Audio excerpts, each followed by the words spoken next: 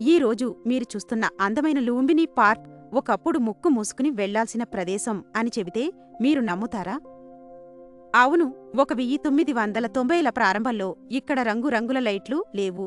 కేవలం బురద మరియు పిచ్చి మొక్కలే ఉండేవి. 1990 ప్రాంతంలో హుస్సేన్ సాగర్ ఒడ్డున నడవడం ఒక సాహసం. కలుషితమైన నీరు, అపరిశుభ్రమైన పరిసరాలు. సాయంత్రం వేళ కుటుంబంతో గడపడానికి మంచి ప్రదేశం కోసం జనం వెతుక్కునేవారు. అప్పట్లో వినోదం అంటే కేవలం సినిమాలే.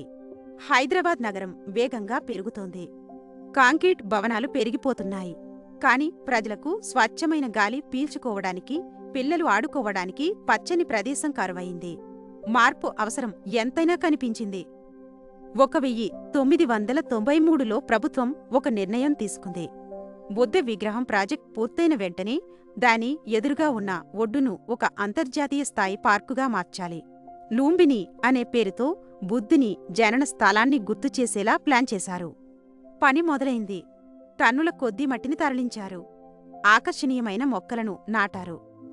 ల్యాండ్స్కేపింగ్ నిపుణులు ఆ ప్రదేశాన్ని పూర్తిగా మార్చేశారు. అప్పటి వరకు అక్కడ ఉన్న చెత్త స్థానంలో అందమైన పూల మొక్కలు వచ్చాయి. 1994లో లూంబినీ పార్క్ ప్రజలకు అందుబాటులోకి వచ్చింది. గేట్లు తెరిచిన మొదటి రోజు జనం ఆశ్చర్యపోయారు. నిన్నటి వరకు ఉన్న మురికి ప్రదేశమేనా ఇది అని కళ్ళు నులువుకున్నారు.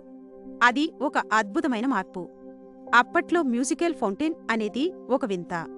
నీళ్లు సంగీతానికి తగ్గట్టు గాలిలో నాట్యం చేస్తుంటే పిల్లలు, పెద్దలు సంభ్రమాశ్చర్యాలతో చూసేవారు. హైదరాబాద్లో ఇలాంటి వినోదం అంతకు ముందు లేదు. పార్క్ లోపల కూర్చుని వేడివేడి మొక్కజొన్న పొత్తులు, మరమరాలు, పండ్లు తింటూ ఆనందించడం ఒక గొప్ప అనుభూతి. స్వచ్ఛమైన శాకాహార చిరుతిళ్ళు, చల్లని గాలి, అంతకంటే ఏం కావాలి?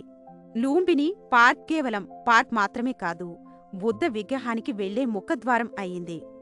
ఇక్కడ నుండి బోట్ ఎక్కి ఆ శాంతమూర్తిని దర్శించుకోవడం ప్రతి హైదరాబాదీకి ఒక అలవాటుగా మారింది. 1990లో అక్కడ నిలబడితే దుర్వాసన వచ్చేది. కాని 1995 నాటికి అక్కడ నిలబడితే మల్లెల సువాసన, పిల్లల నవ్వులు వినిపించేవి. కేవలం 4-5 ఏళ్లలో ఈ ప్రాంతం యొక్క ఆత్మ పూర్తిగా మారిపోయింది.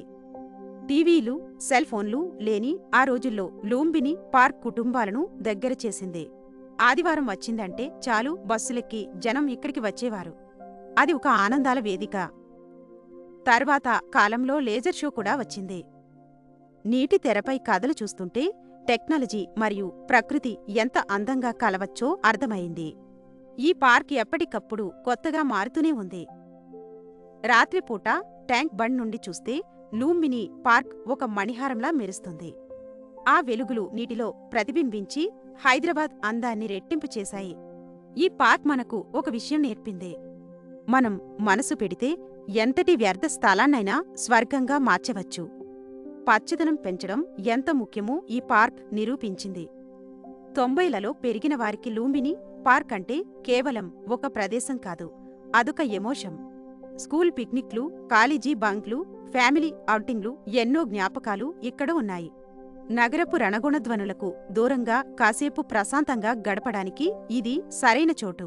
చెట్ల నీడలో కూర్చుని సరస్సు గాలిని ఆస్వాదిస్తుంటే కలిగే హాయి వర్ణనాతీతం.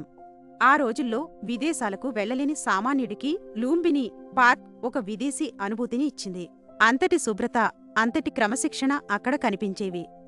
హుస్సేన్ సాగర్ బుద్ధ విగ్రహం ఎంత గొప్పదో దాని పాదాల చెంత ఉన్న లూంబినీ పార్క్ కూడా అంతే గొప్పది.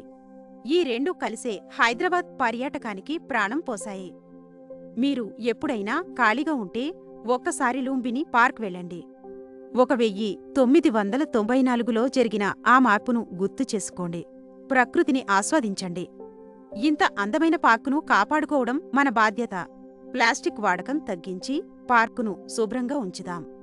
మన భవిష్యత్తు తరాలకు కూడా ఈ అందాన్ని అందిద్దాం.